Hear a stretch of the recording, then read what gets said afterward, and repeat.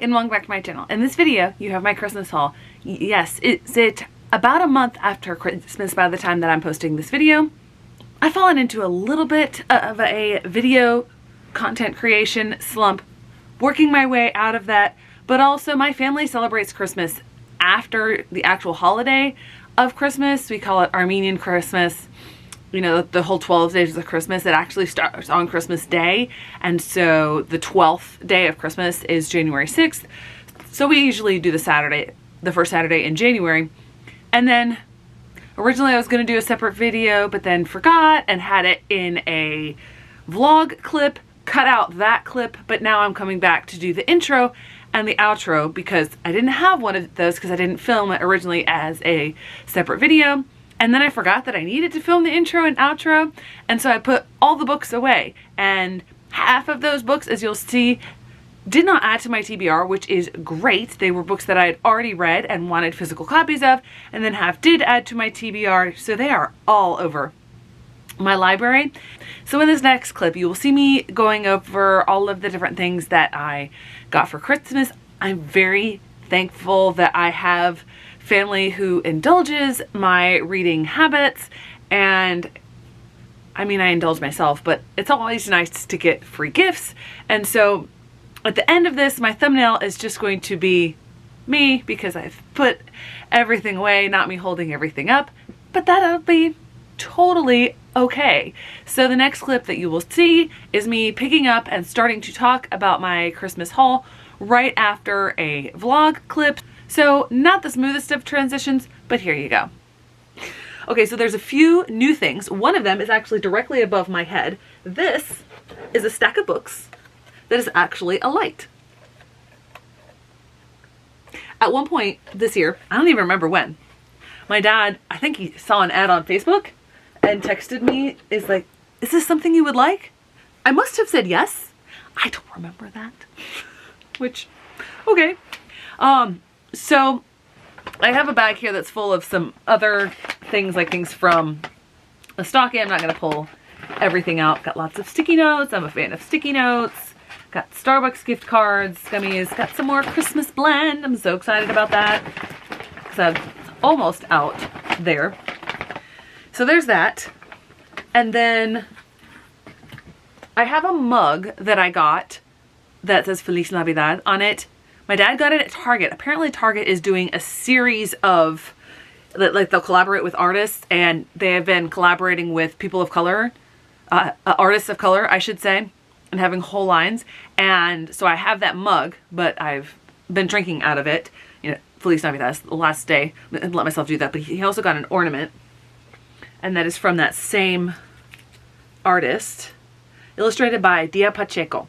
I'll have to look into it because I really like this artist's work. I'm going to see if there's anything on here that talks about what collection it is. It's the Wonder Shop, and that's pretty cool. I like that. All right, so that's the non-bookish haul. I also have a family calendar, but I'm not going to put that up. So I have two different lists. Well, technically I have three different wish lists. I didn't give anybody my thrift books wish list, but I gave my mom my bookshop.org wish list, and most of the books on there are books that I have read but do not own. So they're books that I've gotten from the library or ARCs, and I want a copy of them, and they're fairly new, so like they're not on Thrift Books or Book Outlet or anything like that. And so all but one of the books that I got are not adding to my TBR because I've actually already read them. The one that I haven't read yet is Secrets of Dumbledore Movie Magic. Ironically, I've not actually seen this movie. I haven't seen a lot of movies lately, but I love the behind the scenes, how it is made, about the artistry, because it's fascinating. There's whatever company produced the books for the Hobbit movies, even though we're not going to talk about the second and third Hobbit movies. I still love all the artistry that goes into that, and I have all 6 of those because they released 2 per movie. Anyway, I have this whole section. I actually didn't go over that in my library update. It's not in my library itself. It's currently behind my tree. Anyway, that's going in that section. And then the other books that I have received, so this one is was from my sister and brother-in-law. I read this as an ARC at the beginning of last year. This is Fight and Flight by Jules Machias. This is phenomenal. It is so well done. And it's one of the things that I kept thinking of when I read Fourth Wing, because this character here has Ehlers-Danlos, I don't know how to pronounce it, that syndrome with the weak joints and etc. And you want accurate representation of that, this book, not Fourth Wing. And this character deals with some sort of anxiety or something. I don't remember what it is because it's been far enough separated. But what I love is that it's own voices. The author herself has ED and whatever neurodivergence is with this character as well. And it felt so authentic, and it's just a way for middle grade students to see themselves in a book. It's fantastic. Then I got the entire Trials of Apollo series. I'm going to have to rearrange this shelf. That means that except for Nico's book, which I think it's The Sun and the Star, I don't remember the title, that is the only Rick Riordan book that I do not own. So that's fantastic. I'm going to talk about the other two that I got, and then I'm going to have to change the battery. So the other two are nonfiction. This was an ARC that I got, Punished for Dreaming by Bettina Love. I got this as an audiobook and my mom read it as well, learned a lot from it. It is fantastic. And then so the subtitle is How School Reform Harms Black Children and How We Heal. It's really hard hitting. It was on the nonfiction list for the Goodreads Choice Awards, but it did not make the second round. And then this one came out not 2023, but 2022. I think the young readers version came out last year, and that is The Sum of Us by Heather McGhee. It is what racism costs everyone. It is what racism costs everyone and how we can prosper together. This is phenomenal. I first heard about it because there was an interview on one of the podcasts that I listened to about that young readers version that was coming out. I had to get this one. My mom has read this one as well. It is phenomenal. So now we'll get into the books that my dad got for me. And there are two books in here that are not adding to my TBR. They are books that I've already read. One, unfortunately, is going to get immediately unhauled because somehow he bought two of the same book. And that is So Many Beginnings, A Little Women Remix. It's in the same series as one that I got in December on my own, and that is a remix of Wuthering Heights. I'm really excited to get to this one. I've heard really good things about it. Next, we have one that, so I gave my dad my book outlet list, so he actually just put everything in the box itself over here. And there was one that was on that list that I knew that he had read and really enjoyed, and I've been intrigued about this book. But apparently, you put stuff on that list and it goes in and out of stock. Apparently it was out of stock, but he loved the book so much, he's like, yeah, she's got to have this. And so he went over to Barnes & Noble and got this one. And that is The Golem and the Genie. I'm terrible at pronunciation. I try to be better, but apparently this is getting or just recently got a sequel. But I am really intrigued about this fantasy book. Next, we have a book where before I sent my list, I went through a bunch of different categories. I think it was after, it was like Black Friday. They had a bunch of new arrivals and stuff, and I just was browsing various categories and putting a bunch onto my list. And that is The Weight of Ink by Rachel Kadish. And this is historical fiction-ish. It's got two timelines, and I think it's a little bit of fantasy. So, okay.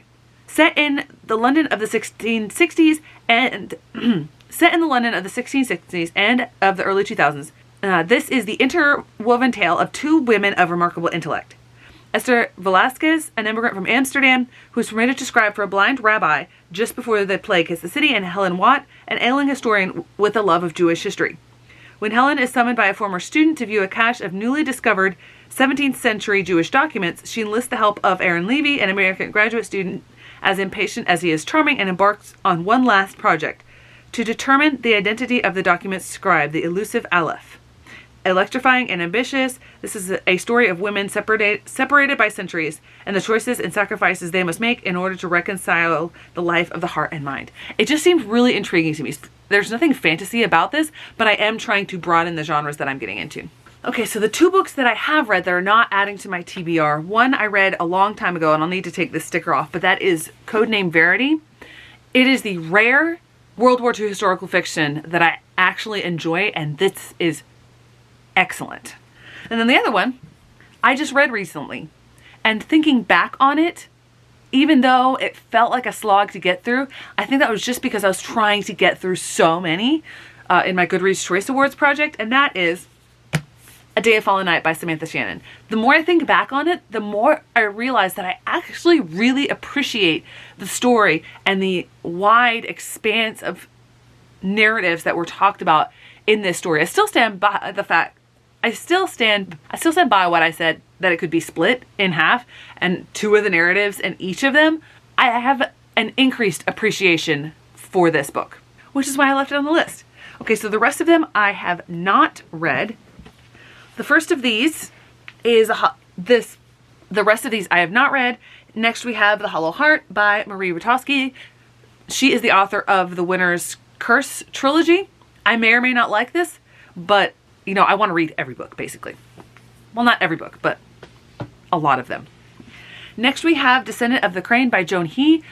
This book was first put on my radar by one of the books, The Red Palace, that I got in one of my TBR boxes, and that book and another book that author has read, Jane Herb, has frequently been comped to this one, so I'm really excited to get to this one. Then we have an anthology, which is Reclaim the Stars, 17 Tales Across Realms and Space. This is written by 17 different Latinx authors. This is written by 17 Latinx authors, including 3 that I have read from before. I've read J.C. Cervantes. Oh, 4 that I've read from before. I did not see the J.C. So J.C. Cervantes, Isabel Ibanez, Daniel Jose Older, and Claribel Ortega. So I'm excited to get to this. I don't know what I think about anthologies yet, but that seems like a good place to start. Next one we have is going to help me complete a series. I don't have book 2 yet, but that is The Hawthorne Legacy. I'm not going to say anything about this one because this is book 3 in the trilogy. Then we have one that I really don't know anything about. It just looked really, really cool, and that is Team Chu and the Battle of Blackwood Arena by Julie Seedow. I've heard good things about this author. It's a gaming. Oh, okay. So these 2 kids meet up together. They love laser tag, and a new arena opens up. This looks really cool. Then we have one by an author that I have read a few of her other books. Then we have one by another author where I've read a few of her books, and they've been really hard-hitting, and I've really enjoyed them. And that is How It Went Down by Kekla Magoon. This is, okay. So when 16-year-old Tariq Johnson dies from when 16-year-old Tariq Johnson dies from 2 gunshot wounds, his community is thrown into an uproar. Tariq was black, the shooter, Jack Franklin, is white. In the aftermath of Tariq's death, everyone has something to say, but no 2 accounts of the events line up. Day by day, new twists further obscure the truth. Tariq's friends, family, and community struggle to make sense of the tragedy and to cope with the hole left behind when a life is cut short. In their own words, they grapple for a way to say with certainty, this is how it went down. I know this is going to be hard-hitting. Next, we have The Conductors by Nicole Glover. Someone was talking about this recently, somewhere on BookTube, and I was like, oh, I think I want to read that. And then I get it for Christmas, which is really cool. This is historical fantasy, and I'm really excited about that. And then we have one that my sister and brother-in-law gave me. They gave me one when we celebrated with my dad, and then one when we celebrated with the rest of the family, and that is Witchlings Books 2. And that is Witchlings Book 2. This I actually was looking for at Barnes & Noble. If they'd had a copy of it in hardback, I probably would have bought it. But the good thing about that is I could have taken it back. But I'm really excited about this. I read the first book in the series last year for the middle grade version that they got rid of this year in the Goodreads Choice Awards, but I'm so excited about this. So there you go. There's everything I got for Christmas from my mom, my dad, my sister. It was a really great time. I am so excited about all of the books that I got from them. Thanks so much for watching. I hope to see you in the next one.